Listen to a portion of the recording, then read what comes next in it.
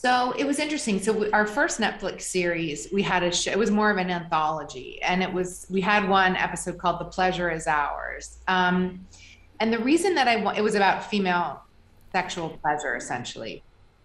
And the reason that I wanted to do that was because I feel like, being Gen X girl and growing up in the culture the way that I did, I felt like there was so much shame that was still permeating culture around like women having pleasure, and that pleasure for women was somehow,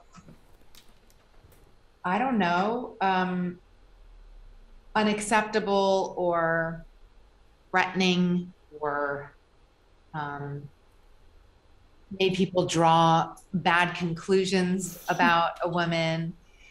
And I thought, the way that female pleasure is portrayed in the culture is so fake, and you see women who are so far away from their own essence and what they really want and what really feels good, and it's all performative. And it's or like even growing up, right? Like we were supposed to be like the cool girl who was like cool with whatever. It's like we never said, hey, that actually doesn't feel good, or right? Like we were never given that permission. Mm-mm. We never gave ourselves that permission. And I was like, and then we got such a reaction to that first show that I thought, wow, this is like a real lightning rod. Like this means that people are really unexplored here in this way, because it's triggering in both positive reactions and negative reactions.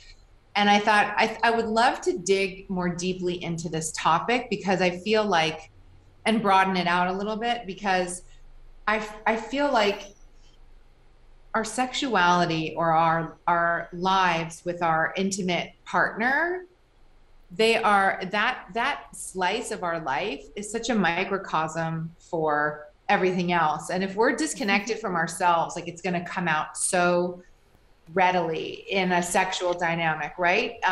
Whereas in real life, you can sort of white knuckle through something, or like convince yourself otherwise. But if you're with someone, like it's going to come up. And I thought, gosh, sexual wellness is a really important pillar of overall wellness, and nobody talks about this. I mean, well, you do, but What I love that you did through the sexual healing and sexual body work, you're just going to get a big reaction from this. Are you ready for it? Oh yeah, we're at Goop, we're always ready for a big reaction. That's what is par for the course. I think that it's going to be powerful. And there's so many resonant moments like that. Like I think there are, for example, a lot of mothers out there who feel exhausted, overburdened. I have a friend who said, we were talking about this show, and she was like, sometimes I feel like sex is just another thing on my to-do list that I have to get done. And so I was like, but we're alive this one time. Like we really should be, first of all, if that's the case, like you should be honest with yourself and not do it. Or figure out the ways that you can really like get back to that side of yourself if you want to, right? Like what are the ways that we as women can get back into that, like the softer kind of mammal side of our bodies, as a and it's where we're really in touch with who we are and what. We're framing sex more as self-care these days. Pleasure should be self-care, but there's so much like guilt around it, and like I don't deserve it, I shouldn't masturbate, I shouldn't, but we do have to prioritize it. So I'm wondering from you, like, how do you nourish your own sexual well-being right now? Like, well, it's funny, like the ways that I nourish my well-being, I'm very sensual. Like I love to take a bath. I love beautiful bath oils and salts. Like I love massage. And as far as like the sexual aspect, I'm like have this interesting thing where I'm basically a newlywed in my late 40s, right? So I have a very different experience of my sexuality right now, because I've been given this amazing new lease on life in that way, which has been incredible. And I'm really grateful for that. I think that it's maybe a universal truth that kids don't want to talk about sex with their moms. or their dads. Um, I still don't, I adore my mom. I still don't really want to talk about sex with my mom, you know, like, and I can tell you, like, my son freaks out if I have a bra strap showing. So I can tell you, like, he does not want me to talk about, you know? Okay. So what I try to do is just like engage with them. If they want to talk about anything, I'm there. Um, they know obviously that their mom is like a bit of an iconoclast, and um my son is, he was really sweet. A few months ago he was like, he said it used to kind of embarrass me that you sold vibrators and vagina things, and like kids would say stuff at school, but he's like, now I get it, like you're a feminist and you're helping women. And it was really, really sweet. So I think it probably does make him a little uncomfortable on some level, but he also gets it big picture. I mean, he's an old soul for a 15-year-old boy. I still frankly have a hard time with asking for what I want. Luckily, my husband, he's like, he plays me like a violin at this point, um, but it's been really interesting over the years to reflect back on my sexuality and know and understand, like, oh, wow, I was really far away from myself then, or I was in a relationship where I didn't feel like I could be wholly myself sexually. And the accountability that you have to have, right? Because it's also like, if I didn't say anything, then how could I expect to have a really fulfilling sexual relationship? And I was so conditioned never to ask for, and you just we're conditioned, Wow. right?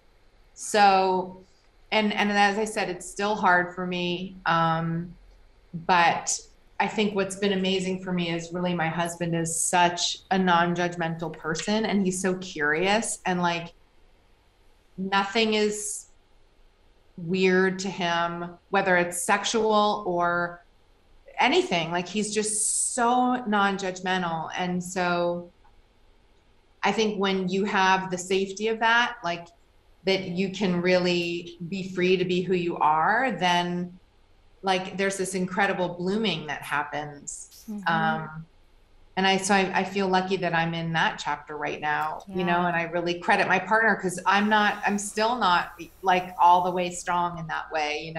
I hear what you're saying, but that's really, you're right. A lot of it is being with a partner that accepts you as you are, where you're at, and is willing to go on the journey with you. Because it is all about journey and exploration. And yeah, when we're younger, and this is what I want for a lot of younger women now. What I learned the most from it was the importance of accountability, and the importance of like not expecting someone to read your mind, or for things to be magically perfect or symbiotic in a sexual relationship, and like the importance of being who you are and speaking from that incredibly true place. And I have so many friends who cannot do that, or they think it'll rock the boat of their long marriage, or it will turn their boyfriend off, and I think when we sublimate ourselves like that, I honestly believe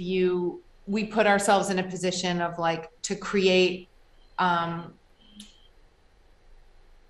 can I say this best, but like to create like those fractures where we're not fully integrated, because if you're not fully integrated in your sexuality, how else is that showing up in your life, and where else is that showing up? Yeah, I think that's true. You're so right. It's such a lifelong challenge too, because people think, well, I'm working on wellness everywhere in my life. I exercise and I eat well, and my spiritual life is in check. But then sex has always sort of been this bastard child of the wellness industry.